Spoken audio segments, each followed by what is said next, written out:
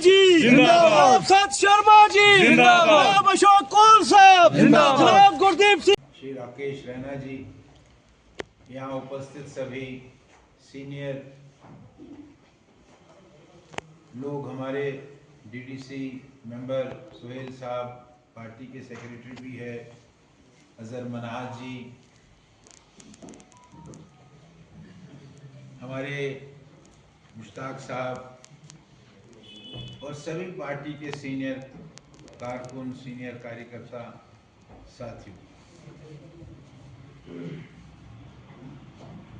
मुझे याद है कि शायद 1 साल हो गया होगा, 1-1.5 साल मैं इसी तरह इस पुंछ की चुनाव के बाद की बात थी या चुनाव से पहले की बात है, मुझे एकदम याद नहीं है। चुनाव से पहले की बात,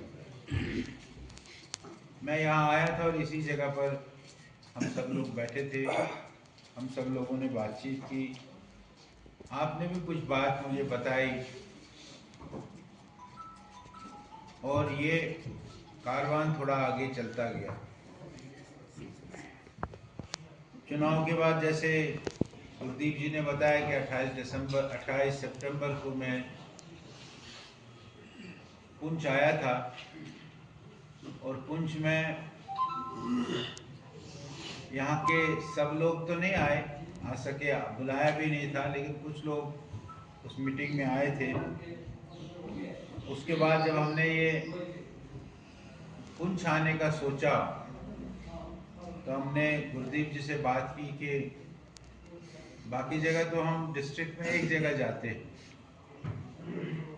यहाँ हम डिस्ट्रिक्ट के तीनों कॉन्स्टिट्यूंसीज में अलग अलग जाएंगे, पुंछ अलग करेंगे, सोलनकोट अलग करेंगे और मेंढर अलग करेंगे, आप इसकी व्यवस्था करेंगे। इन्होंने कहा ठीक है वैसे ही करेंगे। तो उसी दृष्टि से आज हम यहाँ सोलनकोट की बैठक में हैं, कल मेंढर की बैठक करेंगे, आज सुबह हमने पुंछ की है और फिर रजौरी जाएंगे। रजौरी में एक ही साथ बैठक है, वहाँ अलग अलग कॉन्स्टिट्यूंसी के नहीं है, रजौरी, थाना मंडी, द्राहा, बुद्धल की अलग बैठक नहीं, इकट्ठी बैठक है।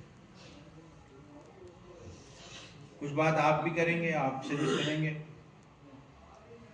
लेकिन जैसे गुरदीप जी ने बताया कि ये संगठनात्मक बैठक है, तंजीमी बैठक है, ऑर्गेनाइजेशनल बैठक है। 2 पहलू होते हैं, एक पहलू ऑर्गेनाइजेशनल होता है और एक पहलू पॉलिटिकल होता है। पॉलिटिकल बातचीत भी होती है और संगठनात्मक बातचीत भी होती है। बदकिस्मती हमारी हुई कि हमारे यहाँ के जो कैंडिडेट आप सब लोगों ने जिनको खड़ा किया था,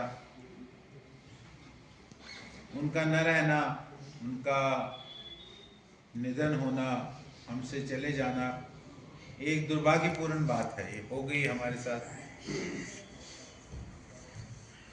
उस शख्स ने नेतृत्व किया था हम सब का, सारे लोगों का, और कदावर नेता थे।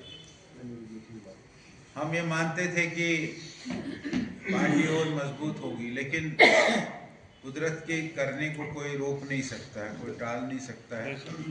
कुदरत को जो मंजूर था वो हुआ है, वो एक गैप हमारे बीच में हुआ है, ये हम मानते हैं। लेकिन फिर भी ऑर्गेनाइजेशन स्ट्रक्चर हमारा क्या है, क्योंकि पार्टी, हमारी पार्टी भारतीय जनता पार्टी में ये विशेषता है कि हमारे यहाँ ऑर्गेनाइजेशन पर थोड़ा जोर दिया जा रहा है। हमारे यहाँ जो नए नए लोग आते हैं उनके लिए नया है। मैं केवल यहाँ के लोगों की बात नहीं करता हूँ। हमारे सलाथिया साहब बीजेपी में आए एनसी से, देवेंद्र राणा जी भी नहीं रहे लेकिन वो भी एनसी से आए।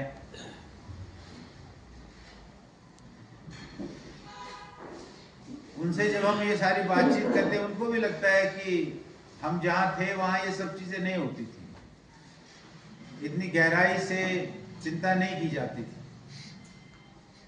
और ऐसे ही यहाँ भी परसों हमारी बैठक थी जम्मू में। तो जुल्फिकार चौधरी साहब थे हमारे साथ, बीजेपी पीडीपी के समय वो मंत्री भी रहे। तो उन्होंने भी वहाँ कुछ बोला, उस बोलने में उन्होंने कहा कि ये बात हमारे यहाँ नहीं होती थी जो यहाँ अभी मैं देख रहा हूँ। उन्होंने कहा ये बहुत अच्छा है, लेकिन हमारे जिन पार्टियों में हम थे उन पार्टियों में ये नहीं होता। हम ये मानते हैं कि भाई हमारी छोटी इकाई बूथ है, उस बूथ को हमको मजबूत करना है,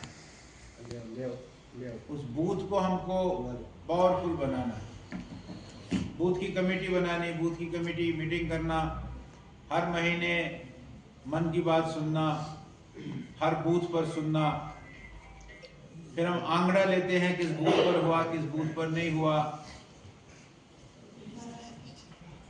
ये हमारे यहाँ एक नियम है, उस नियम के अनुसार हम चलते हैं और उसके कारण ही हम भारतीय जनता पार्टी आज दुनिया की सबसे बड़ी पार्टी है, सबसे ज्यादा एमएलए, सबसे ज्यादा एमपी है और सबसे ज्यादा स्टेटों में हमारी सरकार। अभी बिहार में हमारी सरकार आई,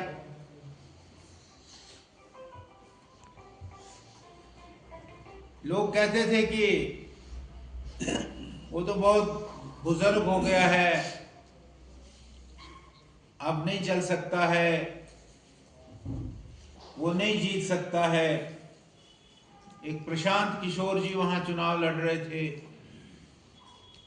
अपने आप को बहुत बड़ा नेता मानते थे, अपने आप को बहुत बड़ा चुनाव का रणनीतिकार मानते थे। 2014 में नरेंद्र मोदी जी के साथ थे।